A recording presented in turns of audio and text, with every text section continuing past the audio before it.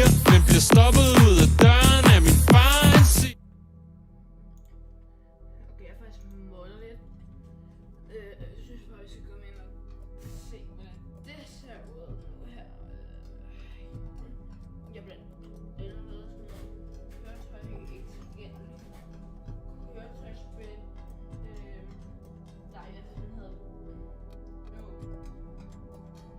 Bilbillede. Bilbillede. Ikke tilgængeligt. Så har jeg også skrevet.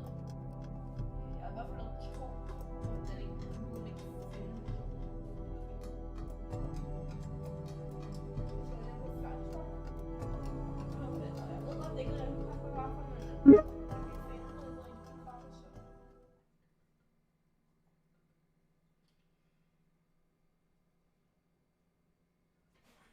noget rigtig godt.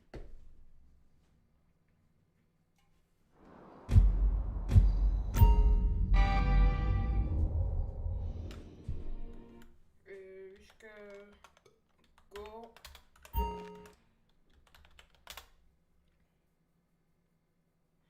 Ikke at sige, at det er crazy shit,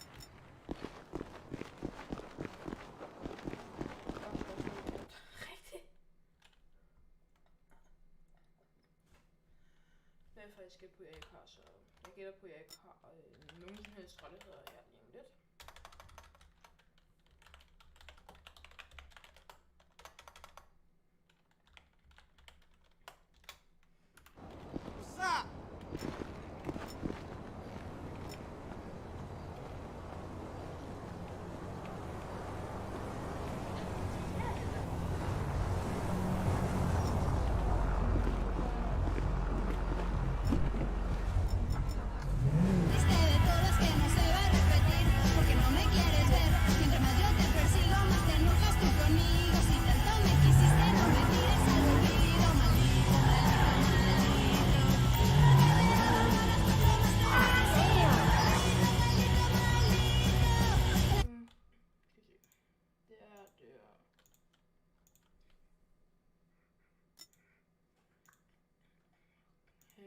Ja, præcis. Hvad fanden tænker jeg på, mand?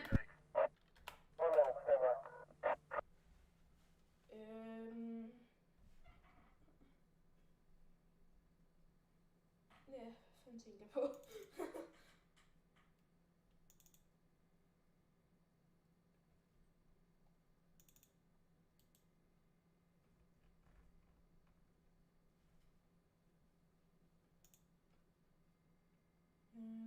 Gå galt. Det er nok den her, der går galt faktisk. Det kan ikke være den, der går galt.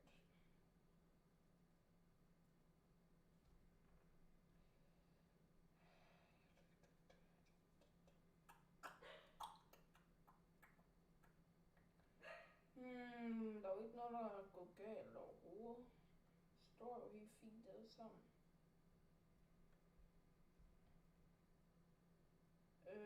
Dub. Oh, I see now. Så skal jeg sådan her. Ja, det var sgu lidt stort dub, det der. Ellers andre, der sidder så retarderende. Den her, det er sådan. Det er sådan, de blev lavet jo. Skal vi se. Lad os se der. Aldrig sådan, det er sådan, den skal sidde. Okay.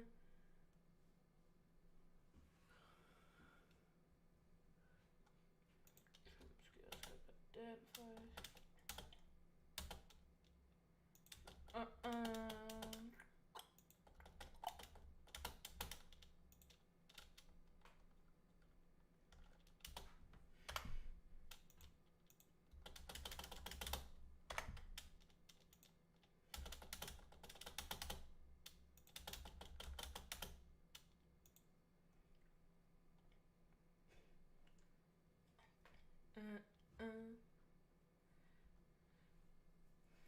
Det skal også være. Hvad er det, der er galt? Så der skal vi se. Nogle ting her. Nu har jeg kørt så meget, den næsten kan være sådan der. være, jeg skal faktisk venstre i spiden, det ved jeg ikke. Prøver jeg reload.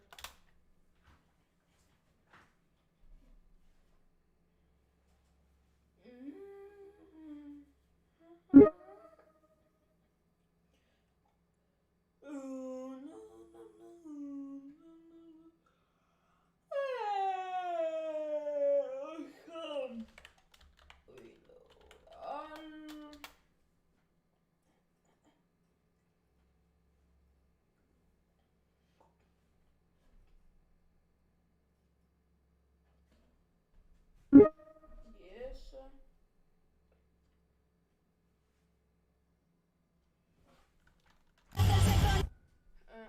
Forstudie.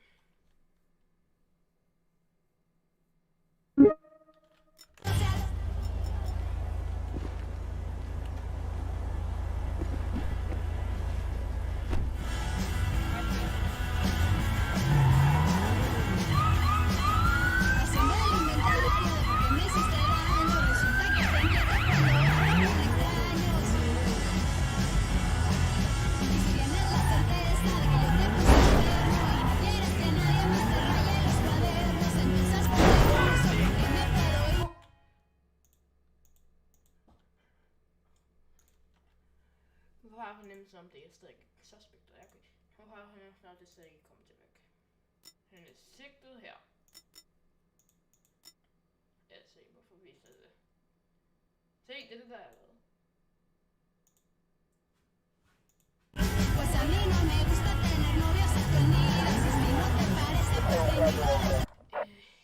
It is what it is, jo. Oh my god. Oh my god, det var da utroligt. Jeg skal se.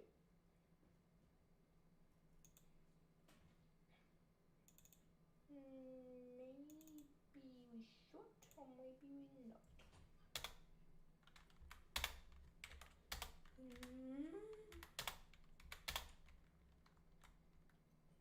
Det er den der, den skal have.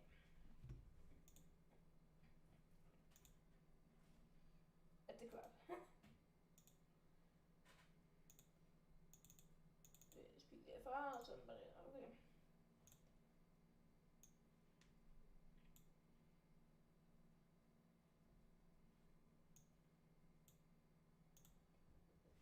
Okay, sådan der. Så burde vi simpelthen godt kunne bruge. Vi skal lige faktisk.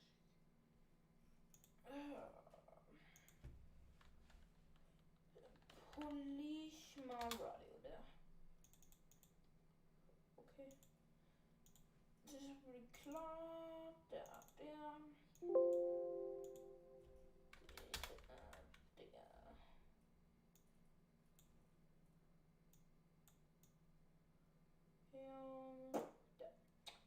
Yes.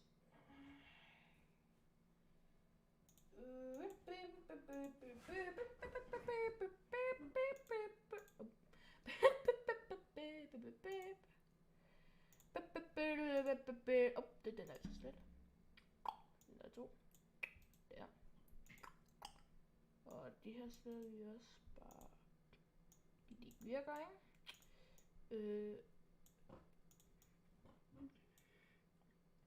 Jeg skal også bare slette dem her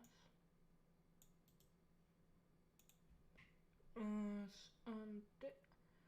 Og så skal vi... det var forkert. Vi skal nemlig herind. Herind. Og det der. Den der. Oh my god. GTA Monster. Danish. Det kan godt være, at vi skal prøve at gå i godsvejsskytte. Det ved jeg ikke. Skal vi? Så vi er med. Det kan jeg ikke have. Så det er bare, jeg bestemmer. Jeg skal søge skide lige nu, mand. Ej, der var et eller andet der. Hvad fanden var det? Skal jeg lige se igen. Ej, jeg skal skyde til skytter.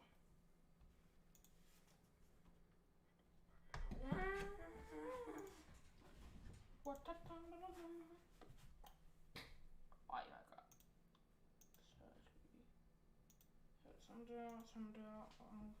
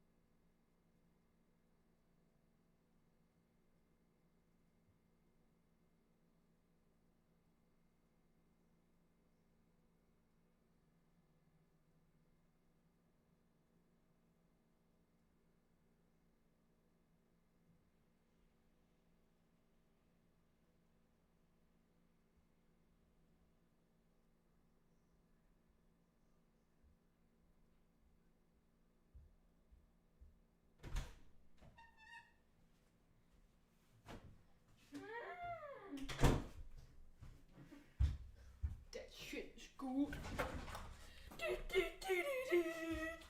What's up, dude? Jo, jeg skal se på, hvilket spil jeg skal have bedst. Der er tilbud gælder indtil over 11. Den 12. Da. Det skal 100% ud og fucking skaffe, mand. Sindssygt. Hvad var det? Det var bare have det, mand. Sig det til mig. Bare ikke så meget. Det er sygt meget lige ved. Bare sådan, det er lidt... Det er over 50 kroner for. Hvad tror du?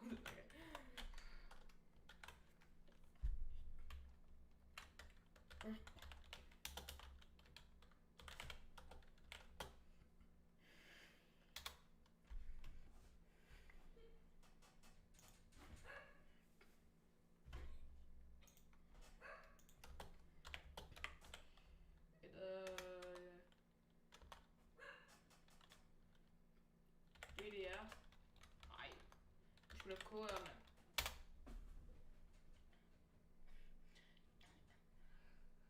Svenske kroner. Man kan jo ikke ligefrem svenske kroner, jeg skal op i her, vel? Sgu da. Bruh. Okay.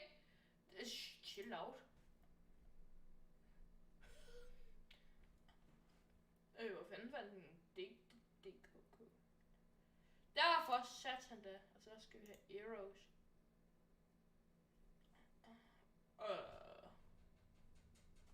Jo.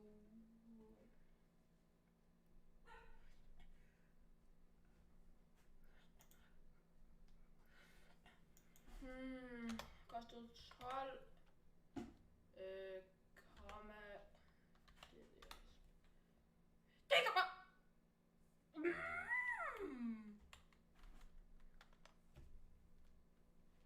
Okay, jeg skal filme lige kraften vise dem, mand. Skal jeg samle det? 9.000. Hvor dyrt er det her spil, mand? Giv mig 9.000. Det er ikke sådan der. Hvor meget er det? 10.000. Shit. Jeg tror, den siger... Nej, hvad? I don't get it. Irriterende, at jeg får det ikke. Nej. Men fuck... Går den ned med mange procent?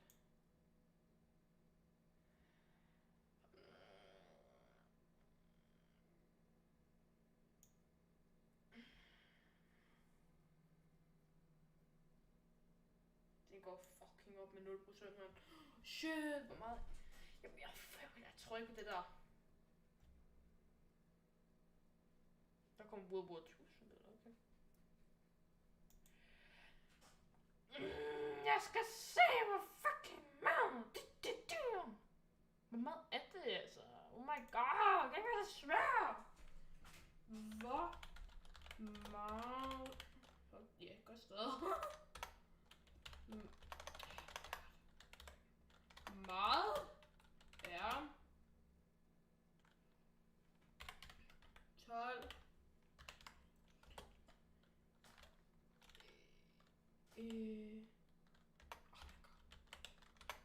euro i danske kroner. Sådan, op, sådan.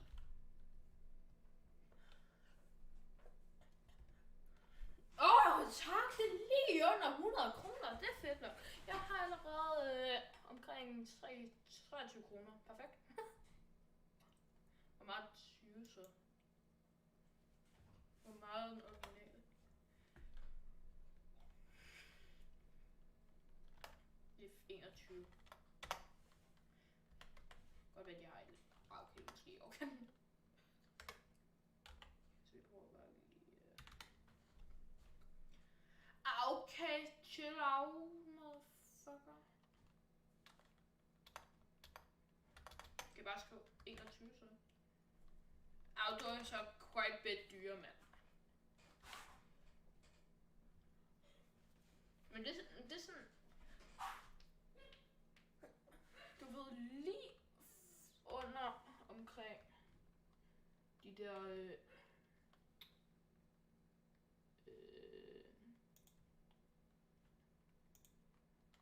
100 kroner.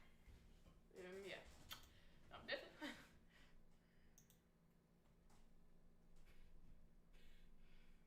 Jeg skulle spare penge op i morgen. Det er en ting, der er sikkert.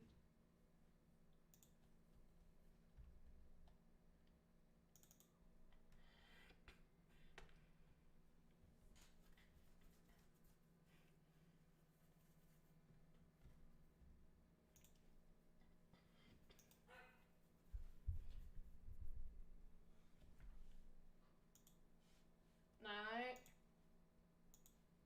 Sådan der. Jeg skal faktisk lige lukke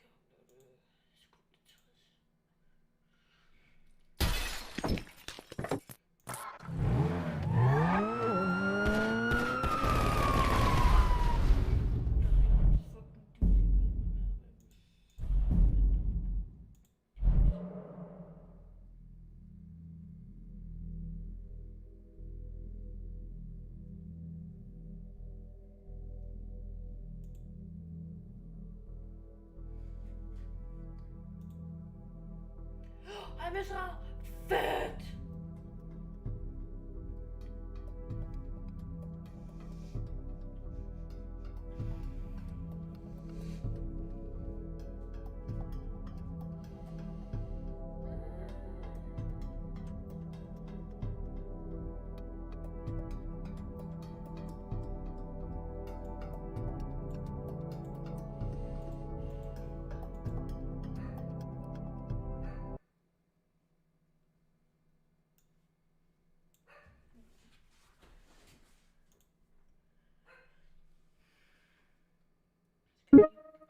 Fuck min øre, mand. Er du syg? Knaldperlen.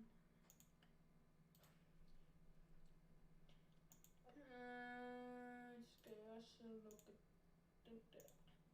Nej, stop det. Ej, det kræfter mig lidt pinligt, synes jeg. Hvad er det?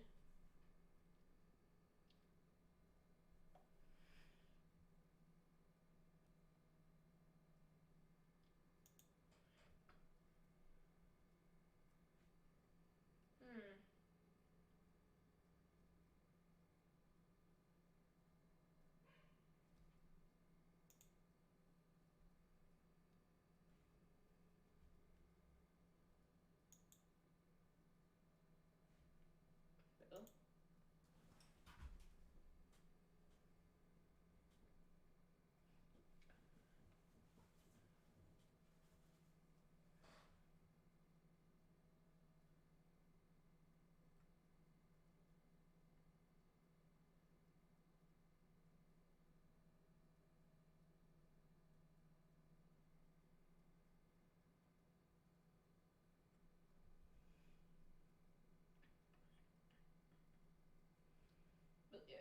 Det kommer bare om tid om ham, der han ved, hvad fanden han laver.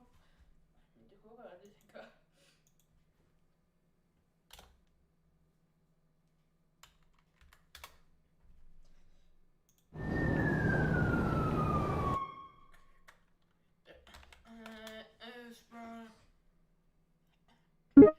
Ja, du må godt lige fucking...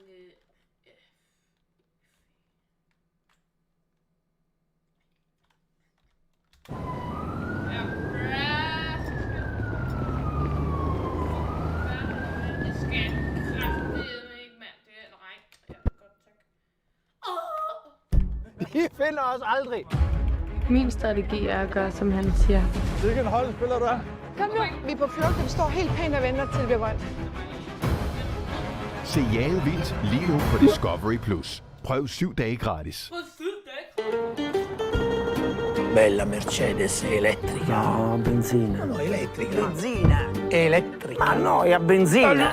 Buongiorno. Buongiorno. È a benzina. Elettrica. Ma no, benzina. Signori, è elettrica e benzina. Ciao. Federe. No. Non c'è Federe. No, non è lui. Ma no.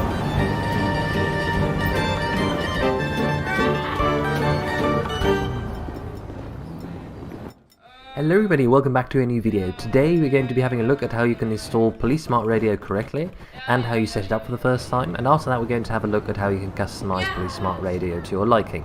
So without further ado, let's get started. As we can see, I've already downloaded it off the website, so you can do that as well. You get this zip file, you're going to open that, and then you're going to extract it to your current folder. And once you've extracted it, you're going to be having this general folder layout. So we're going to open this, and there's going to be a documentation and license folder with some documentation. So let's open that, and as we can see here, there's going to be a installation part in this as well. So we're just going to follow this so you can see exactly how this works.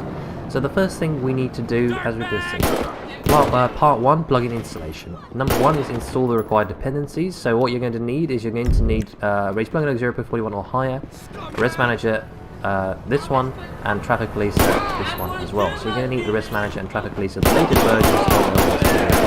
If you haven't got those yet, a link will be in the description. So after you've got all those installed, we're going to copy the downloads graphic.05 folder into our own graphic.05 folder, and we're going to replace and merge all files into our Windows. So what we're going to do is we're going to go back into our Police Smart Radio download, and we're going to go back to the main overview, and then we're going to go into the Grand Theft Auto 5 folder, and we're going to copy all of this. We're going to copy that, and we're going to go to our main Grand Theft Auto 5 folder.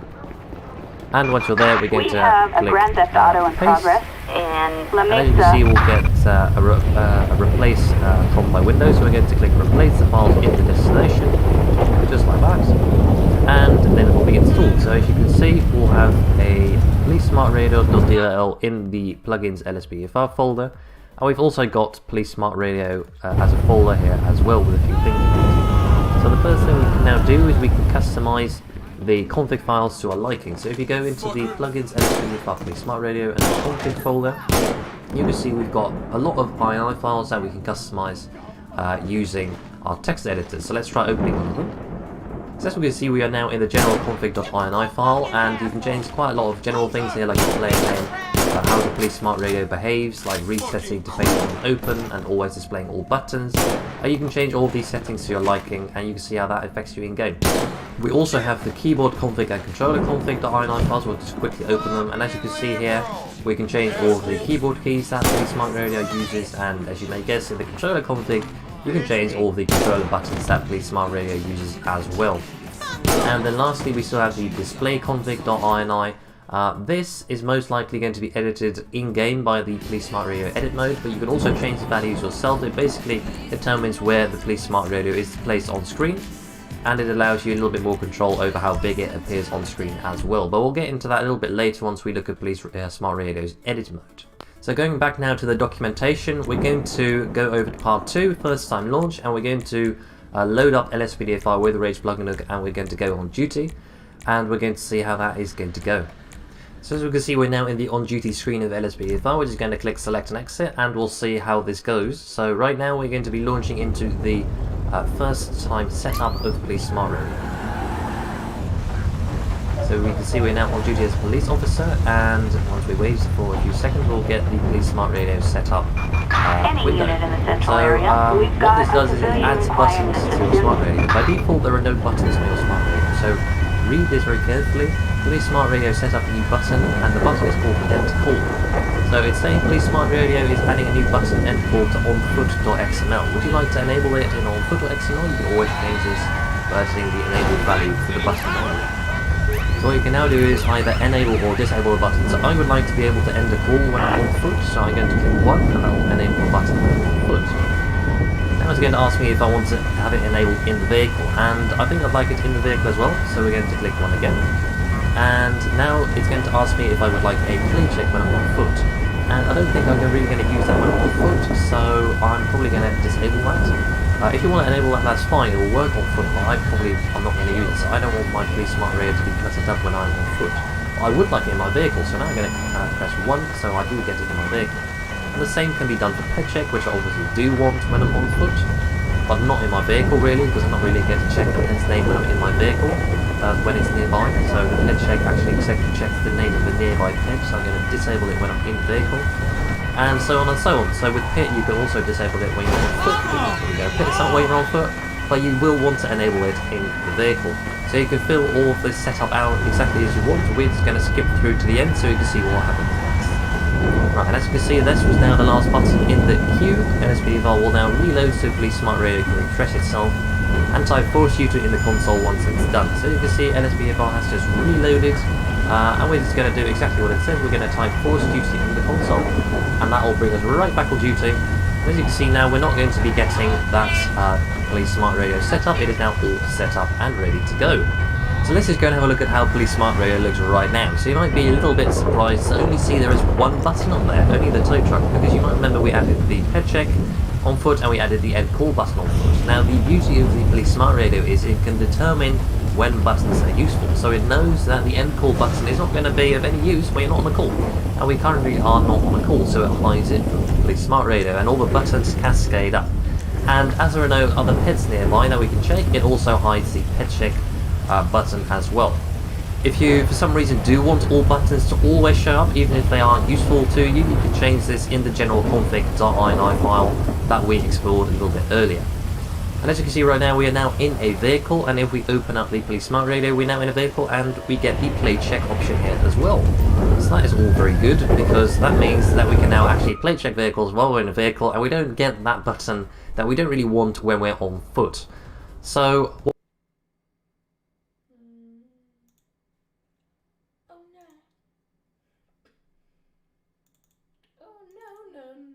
Så skal vi jo have change keyboard her.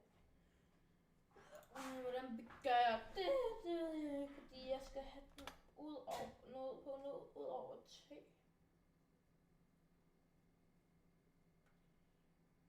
Det lyder faktisk ret fucking irriterende. Ellers så kan jeg have det, tror jeg faktisk.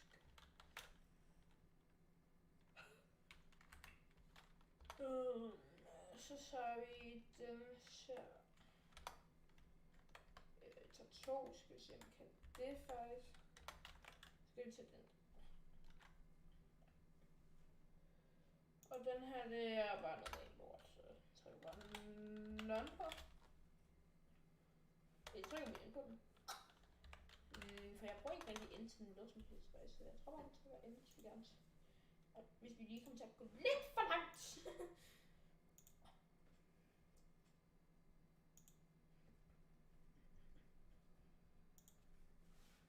Danish. Okay. Danish.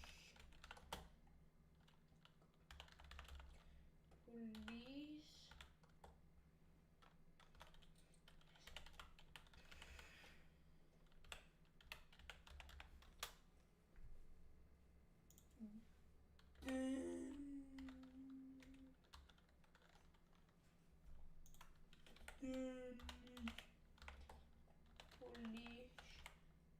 Radio. Let's see it. No, so then. Oh my god.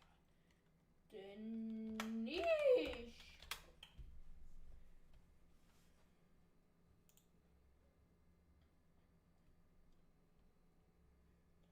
Oh, that's what I did there.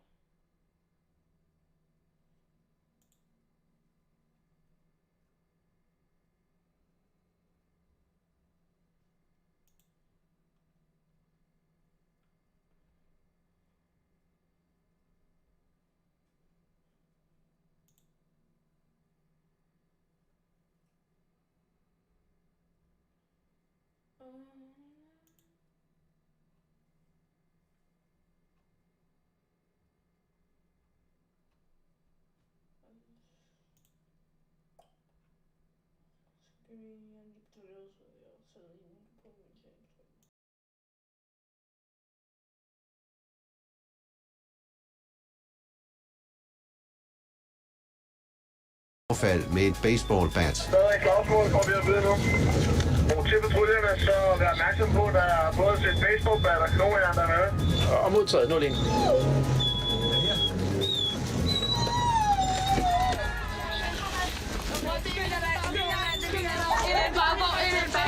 I Roskilde Centrum bliver